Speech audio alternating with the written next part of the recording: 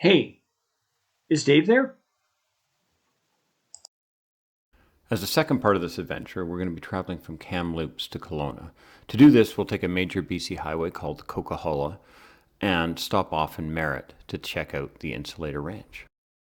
What we weren't prepared for was the incredibly bad weather that we experienced both on the southern stretch of the Coquihalla and across the connector to Kelowna. As you can see here, the rain was very strong and there were accidents all over this highway.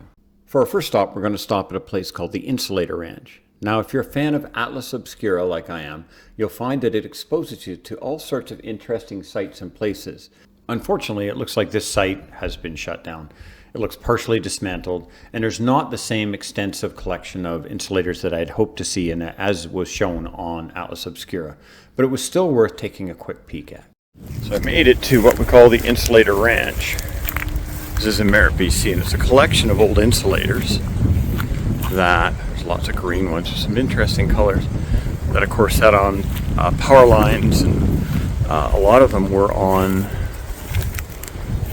the power lines that ran along the train tracks, but there's all sorts of different ones. Those are higher powered ones, so you see all sorts of different collections of them. It's really quite interesting. And there's some big ones there. Now come over here, some nice green ones, and a different variation of white ones. All super cool. And if you look at the table here, here's some clears. Really neat. And then ceramic style ones here too. These are different. This one says Thomas on top. And that one's HK Porter Company. So some really old ones here. And if you come down over here, you can see a whole big table of them. Here's some interesting ones here. These are big power ones. It's quite the collection. I don't think this is open anymore. It just seems like you can kind of come in and take a look if you want. No one's actually yelled at me. I was waiting for someone to come up and tell me to get off the property, but it's open in the sense that there's no gate up and it's just in the field here. So look at this table collection, and these ones are interesting. These are like pinky ones. Nice clears and different. Look at this one's a really interesting one. It's a different green. So lots of different ones around.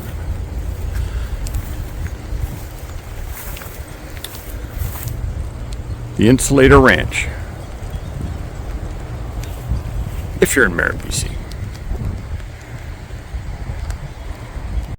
With my curiosity for the obscure now satisfied, Tina and I jumped in Doty and took her across the Okanagan connector to Kelowna. Here again, we experienced some very severe weather, and it was difficult driving, to say the least. Okay, so if you haven't guessed who the special guest is of this video, it's Doty. Doty is a 1978 Westphalia, all original.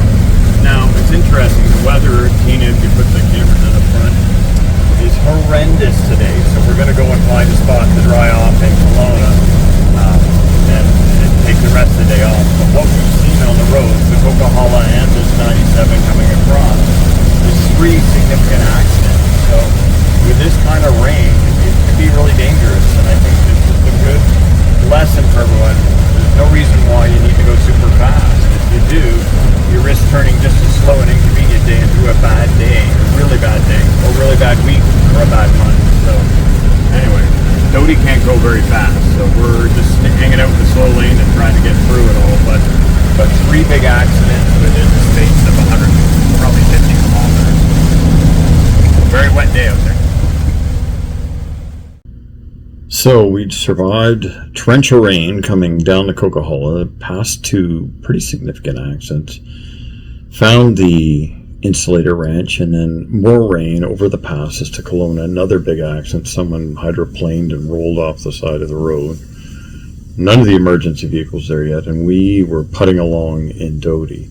Poor Cookie was stressed out and wouldn't eat her dinner or drink water. We had to pull over a few times just to let some of the rain go by, and by the time we got into Kelowna, we were all wet and a bit cold, and decided maybe it was a good idea to get a hotel room have a hot shower, maybe go out for dinner, and not try and tough it out and camp in a provincial park with Dodie with a lot of wet gear and kind of a miserable weather out. It does seem to be improving.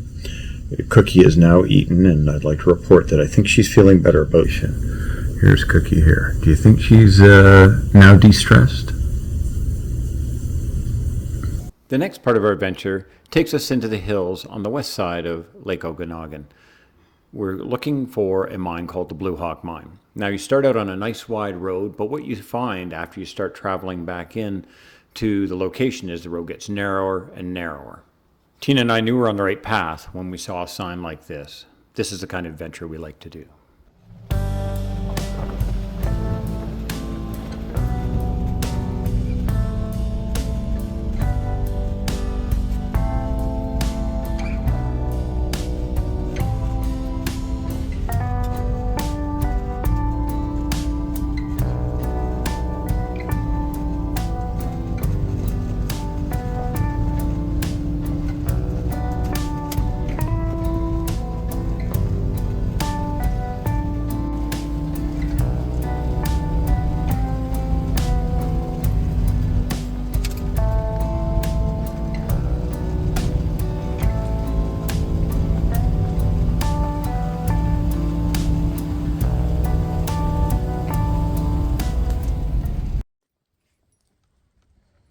So I said I'd introduce you to our special guest a little more. This is Dodie. Dodie is a 1978 Westphalia, all original.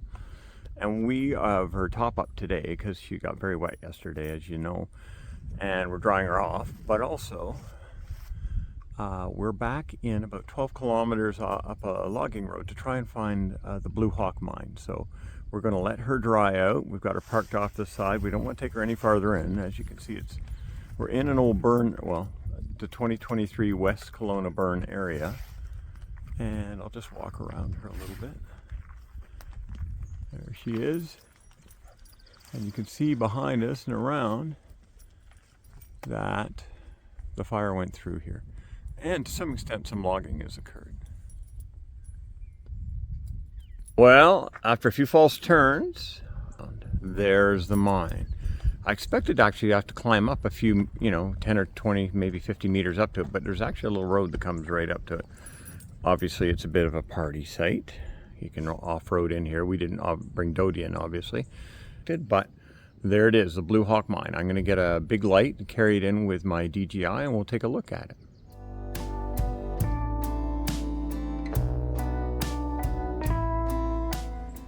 Okay, we're going to go in and take a peek at this place. Because of course you got to do that. There's a bit of water. Someone's trying to drain it. Let me turn the camera around.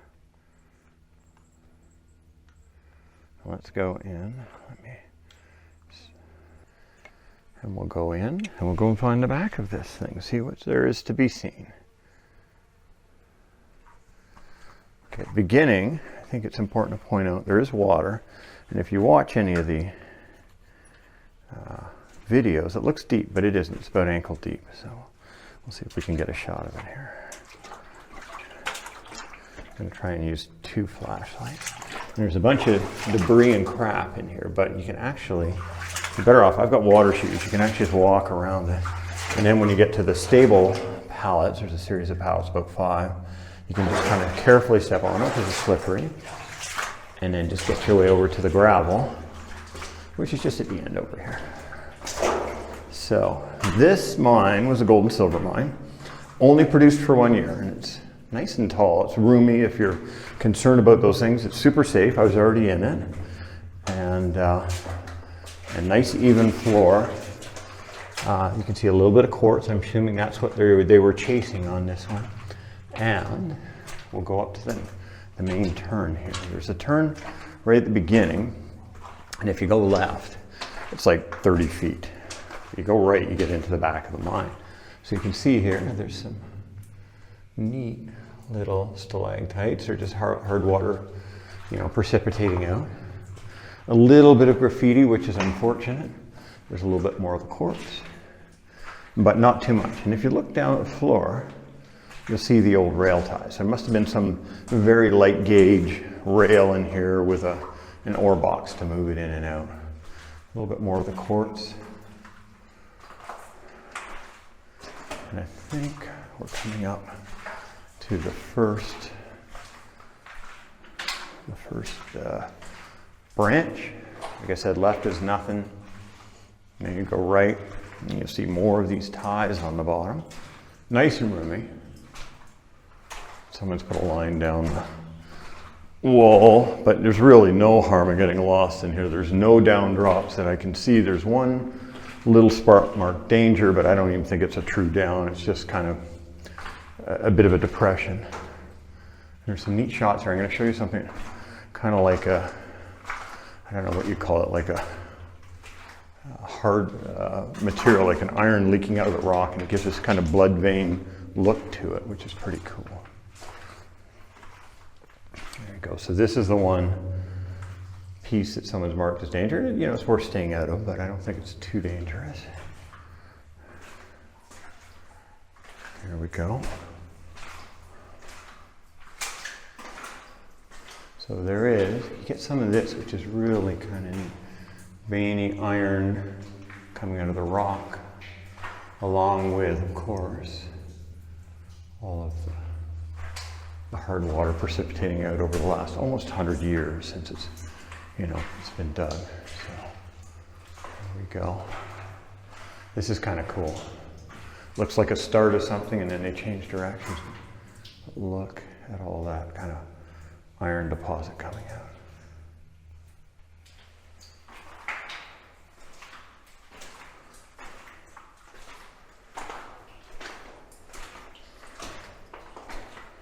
Still got the train tracks on the floor. Someone's kicked a few of the ties out. Not too much graffiti, which is wonderful. It shouldn't get ruined by all the people spray painting their thoughts and dirty pictures on the wall, but this is pretty clean actually. Go quite a ways back here. I believe there's another branch. And there's something quite cool on one of the walls I want to show you.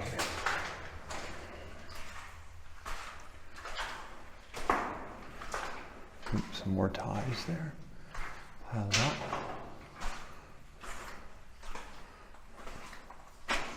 There's some dirty pictures, which is too bad. Oh, here we're at the end. Now there's a little bit of old rail here, so you see kind of the gauge that was on there. Very light rail, piece of old steel. And on the other way, it goes even farther.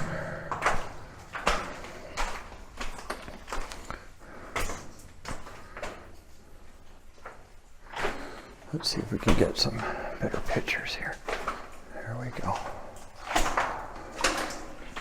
So this is down to the end. We made it to the end, all right. So, and you can see here, this is what they were chasing. So, oh, this is what I want to show you. Look at this dark, veiny type thing going on here. So that's cool. And I assume they were chasing that quartz vein. And at the end, nothing special here. But you can see what they're following. And in certain spots, you get these kind of black veins coming through, which is super cool. That one.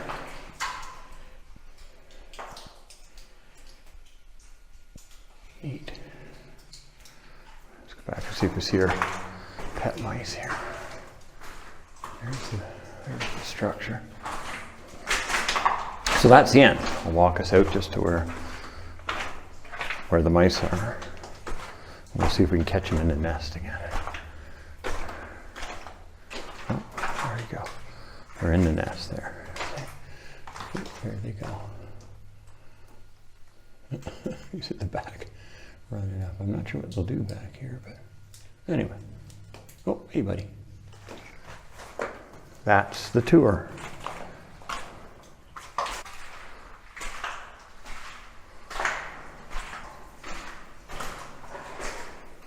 This is one of the coolest parts of this, is this iron leaching in here and calcifying on the side of the wall. Tina got a really good shot, hopefully, with her big camera that you can see where it's kind of very veiny like. Kind of creepy, actually. There's the black veins and then these blood veins. This is probably the best right there. So that's the way out. Apparently that's the exit. So explain some people's spelling sometimes. There is part of what I would say is another vein. Interesting. This is just the other side. We'll go down. It's just a dead end. There's nothing here really, so it stopped right there, and then they went in the other direction. So we'll go up the exit and see if Tina wants to come in. She's not as good with small spaces, so she might not come in. But out we go. It's quite dark. You don't even know you're going to the exit until you get around this corner. And then you start to see some daylight.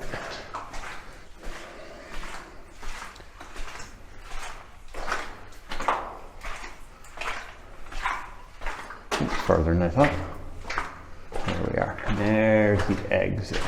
And of course all the crap that people throw in here. But really, if you want to come in here, it's not deep. It's not as deep as it looks on some of the videos. You can see down here that it's just ankle deep water. So I put a few of Tina's photos in because she's an expert photographer. I think the one I like the most is Cookie and myself. And Cookie, of course, did her first caving experience. And she did very well, other than, of course, navigating the water and bouncing on the pallets to get across. Once she was in, she was good.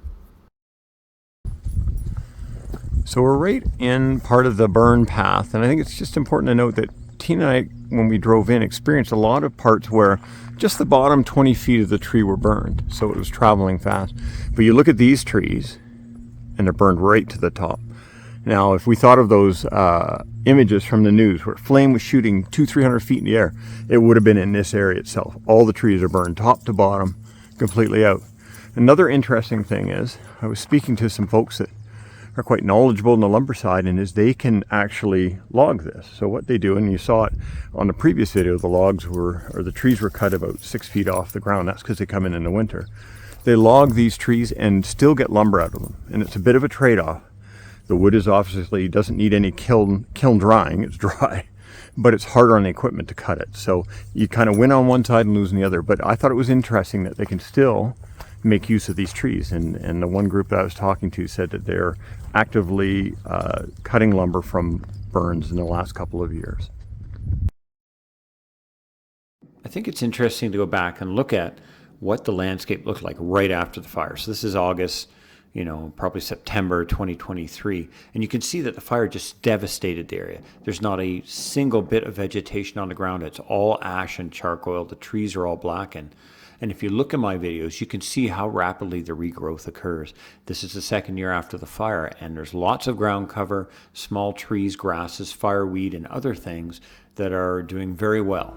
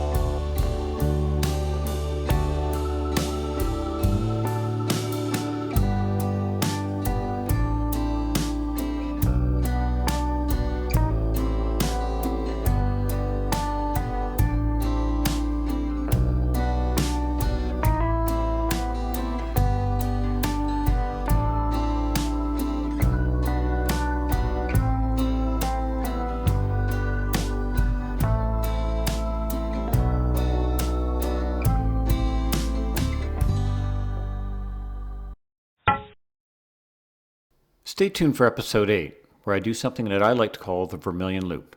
It involves mountain views, paddling on the Vermilion Lakes, and a little bit of a bush crash. Please like and subscribe if you want to keep the adventures rolling. Dave's not home, man.